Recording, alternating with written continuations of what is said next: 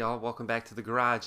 And today I want to do another one of those fun little videos where I fight ChatGPT and see the difference between my top 5 Alice list and ChatGPT's top 5 Alice list. And I'm doing this because over the past few days I've gotten a whole lot of new subscribers, basically from those Alice Cooper videos that I've done. So I figure now's the time, strike while the iron's hot, that kind of stuff. You know what I mean.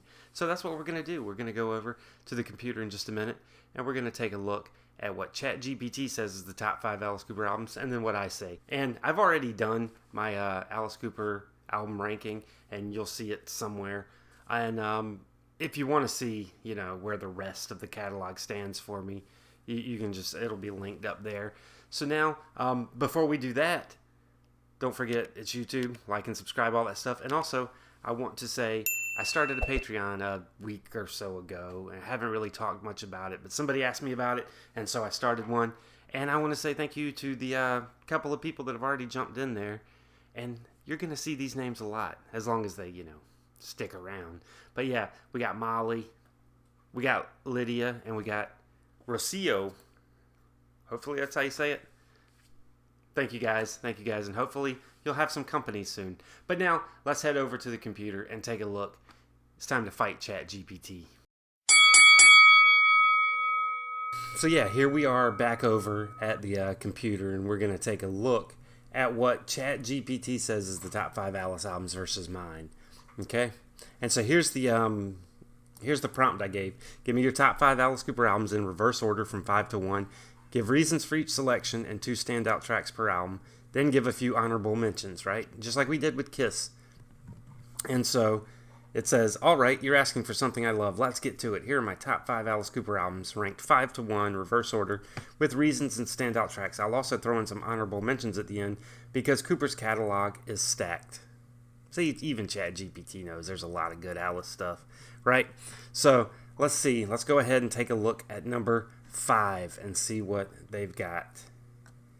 And they've got Welcome to My Nightmare from 1975. And he says, I'm going to just say he from now on. He says, this was Alice's first solo album after the original Alice Cooper band split, and he redefined theatrical rock. It's like a Broadway horror show set to music. Dark, fun, bizarre. It set the template for his future persona. Can't disagree with that. That's, you know. Standout tracks, Welcome to My Nightmare, sinister, jazzy, catchy, pure theatrical rock. Yeah, absolutely. And then Only Women Bleed, a heartbreaking ballad showing his ability to write emotionally serious songs. Okay, well, that's, you can't really argue it. My number 5 was Dada. That's right, 1983's Dada. You know, it's got, I guess I'll give some standout tracks too. It's, you've got the cool stuff like No Man's Land, which is just a fun Christmas song of all things. You've got I Love America. And my favorite one, and probably one of Alice's best songs, you know, band or solo, is Pass the Gun Around. It's just a great, great song. Look it up if you haven't seen it, or if you haven't heard it. Look it up.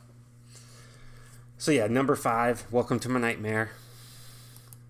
Let's see, number 4, Love It to Death.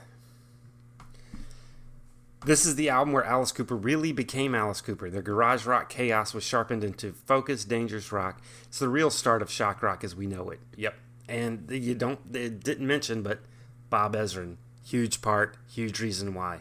Standout tracks, I'm 18, one of the best coming-of-age anthems ever, raw and desperate. Ballad of Dwight Fry, creepy theatrical, and shows early glimpses of Alice's obsession with the macabre. Yeah. And that whole Second Coming, Ballad of Dwight Fry, you know, Hallowed Be Thy Name. It's a good little trilogy, and then cap it off with Sunrise. Good stuff, good stuff. I don't disagree. Love It to Death is a great album. And my number 4 was Welcome to My Nightmare. You know, I did a re-listen of his entire catalog back before I did my ranking. Just, I wanted to hear them all again before I did my tier list ranking. And the production on Welcome to My Nightmare was just, I had forgotten just how cinematic and how just incredible it sounds. So, yeah, that's why it was number 4 for me. All right, so now let's go to number 3 and see what ChatGPT's got. Killer from 1971. The band was on fire here. Killer mixes riff-driven hard rock with elaborate horror theatrics. It's grimy, it's wild, it's perfect. A lot of die-hard fans will tell you this is their favorite. That's true. A lot of the fans do, say that Killer is their favorite. Standout tracks: Under My Wheels, an absolute ripper. Lean, Mean, Rock and Roll. Dead Baby, shocking for the time and still unsettling today. Yeah. Killer is, I think, probably the strongest album from the Alice Cooper group. I mean, it's just from start to finish, you got all those just straight ahead rockers, and then you've got stuff like Dead Babies and Killer, Halo of Flies. Just good stuff on that one. Good stuff. So their number 3 is Killer. My number 3 is Billion Dollar Babies. Much like Welcome to My Nightmare, the production on Billion Dollar Babies is incredible. Incredible. But we'll say more about it in just a moment, because I'm sure it's going to come up on their list. I mean, it always, Billion Dollar Babies is always at the top of these lists. All right, so number 2, Billion Dollar Babies. This was Alice at his commercial peak without sacrificing the weirdness. It's a combination of grotesque horror themes and pure pop hooks. The band had perfected their formula. Standout tracks: Elected, a cynical, glammy satire of politics that's still relevant. No More Mr. Nice Guy, pure power pop genius with a sneer. Yep, there you go. I mean, I'm kind of shocked that this isn't number 1 in a ChatGPT list. Just because Billion Dollar Babies was the Alice Cooper Group's biggest album. It was a number 1 album. And it really got them to that next level. But I would probably put, I Love the Dead in there. But you really can't go wrong with any of the songs off there. You got the title track, with Donovan doing a duet with Alice on it. So it's Billion Dollar Babies is, if you were introducing somebody to Alice Cooper, that's probably the album you give them, because it captures everything. You got the horror, you've got the humor, you've got the kick-ass straight-ahead rock and roll. You got it all in Billion Dollar Babies. So yeah, I can see that. My number 2 is Killer, which we just talked about. So I don't need to really rehash that. But Killer is Here's a little spoiler for you. Killer's my favorite of the Alice Cooper group albums, which means my number 1 is a solo album. If you know me, you know what it is already. So let's see what number 1 is for ChatGPT. School's Out. That's interesting, because School's Out is, I think, one of the albums that gets overlooked the most for that original band. I love it. But I think it gets overlooked a lot. And it was, here you go. It's right here behind me. But it very nearly made my list, but not for the standout tracks that they've got listed here. So they say the definitive Alice Cooper album. It's rebellious, theatrical, glammy, and weird. School's Out became the anthem of youth rebellion. The entire record feels like a mix of teenage dreams and nightmares. Okay. Standout track: School's Out, immortal. Every school kid knows it. Every parent fears it. I don't fear it. I know it. Public Animal number 9, swaggering, bratty, and catchy as hell. Which is true. Personally, the standout tracks for me on School's Out would be Blue Turk and My Stars. I love those songs, both of them. I never need to hear School's Out again, unless it's at a live show, because that's the only time I ever need to hear it. I still love that song in the live version. So, but let's go ahead and check their... Oh, wait. My number 1 is 1978's From the Inside. That album to me is perfect, start to finish. I love the production. I love the songs. I love the stories. I love the characters. Love everything about it. And I'll say, as far as standout tracks, Jackknife Johnny. Always loved that one. Always loved it. And Wish I Were Born in Beverly Hills. It's just a great, great rock song. So yeah, let's look at their honorable mentions. And then I want to go through and see how many of these standout tracks I've actually heard live. I'm just curious for myself. So, honorable mentions. There we go. We'll just show them all. Trash. His big glam metal comeback with massive hits like Poison. Yeah, that's at the bottom of my list. Check my official ranking and you'll see. Last Temptation. Criminally underrated. Dark and story-driven with guest appearance from Chris Cornell. I love The Last Temptation. Detroit Stories, a late career love letter to his Detroit roots, surprisingly energetic and fun. Okay, there's some stuff on there that I really love, but then there's a lot of stuff that's just and there's too many covers on it for me. And then Raise Your Fist and Yell, deeper cut, but his heaviest, bloodiest 80s album. I have a really soft spot for Raise Your Fist and Yell. I really do, so I'm cool with that. But no From the Inside, even in the honorable mentions. So in my opinion, in my humble opinion, ChatGPT can suck it. You're wrong. But yeah, let's go back up here. I want to see. So from Welcome to My Nightmare and Only Women Bleed. Heard both of those live. Okay, Love It to Death, I'm 18, Ballad of Dwight Fry. Heard those live. Under My Wheels, Dead Babies. Heard those live. Elected, No More Mr. Nice Guy. Of course, I've heard those live. School's Out, Public Animal Number 9. Heard both those. Okay, so I've heard all of these standout tracks live at one time or another. So, yeah, that's cool. But there's a thing, I can't get it to scroll down anymore, but there's a thing right here that says, would you want me to also do a top 5 songs list or a top 5 deep cuts list? I feel that's a natural next step. Yes, let's see. Let's have it do it now. Yes. Give me a top 5 deep cut list.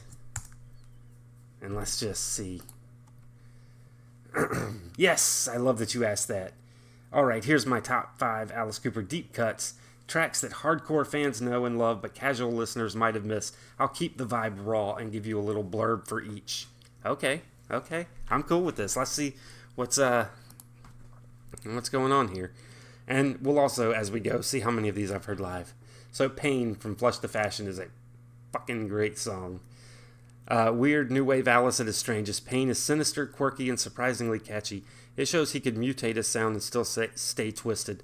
Flush the Fashion gets overlooked, but it's a gem. I'll agree there. And yes, I have heard Pain live. I have, and it was incredible. I've always loved that song. Guilty from Welcome to My Nightmare. I have not heard that one live. He's always cut it before he's made it to Around Me. Everyone talks about Only Women Bleed and Steven, but Guilty rips. It's straight up fast-paced rock and roll with Alice snarling like a madman. It's short, punchy, nasty. Guilty's a great song. I love it. All right, number 3, Generation Landslide. Nope, never heard that one live. This one's a lyrical masterpiece, satirical, a bit acoustic, and very biting. Paints a brilliant portrait of a generation's rebellion without being preachy. One of Alice's best smart songs. Yeah, we really didn't need the remake, that he did later on. But, yeah. That's a song that I'm always surprised hasn't made its way back into a set list. Especially, it's from Billion Dollar Babies, and he does basically every other song from that album live. Number 2. Oh. You didn't see that. Number 2, Skeletons in the Closet, Special Forces. Okay, I've obviously not heard this one live. Nobody talks about Special Forces, and they should. This track has an eerie, paranoid vibe with funky bass and Alice sounding completely deranged. It's like a Halloween party gone wrong. That's a great description. I like that. Rattle them bones at midnight. It's such a, just goofy song that it's hilarious, and I love it. And number 1, you may have already seen because I can't scroll very well, is Halo of Flies. I have heard that one live several times. An absolute monster of a song. It's nearly 9 minutes long. Prog rock meets spy movie soundtrack meets horror show. Alice and the original band flex their musicianship hard here. Pure ambition, pure madness, pure Alice. That's one of the absolute standout tracks from Killer for me. And I'm glad that he keeps putting it into the set list. And now there's some bonus deep cuts you got to hear. So we'll go through this real quick and then call it a day on this one. So there we go. Caught in a Dream from Love It to Death. Cheeky and swaggering. Have heard him do Caught in a Dream. You Drive Me Nervous, Killer. High Octane Rock and Roll. Haven't heard that one live. Actually, you know what? I think I may have. Spot's coming. I think I may have. I'll check. And I'll just put a note on the screen if I have heard it. Pick up, or Might As Well Be on Mars from Hey Stupid. Beautiful, melancholic ballad. Might As Well Be on Mars is probably the best song from Hey Stupid. It's a great song. Alice and Dick Wagner. It's just a great one. Pick Up the Bones, Brutal Planet. I have heard that one live. Super dark, post-apocalyptic vibe. That was like, I think Brutal Planet tour, actually, Brutal Planet and then Dragontown. Those were the last two tours, I think, that Alice really focused on the new material. Like, half the show for the Brutal Planet tour was Brutal Planet songs. Half the show for Dragontown was Dragontown and Brutal Planet songs. So he was still, like, focusing on the new material. After that, he got less and less new ones.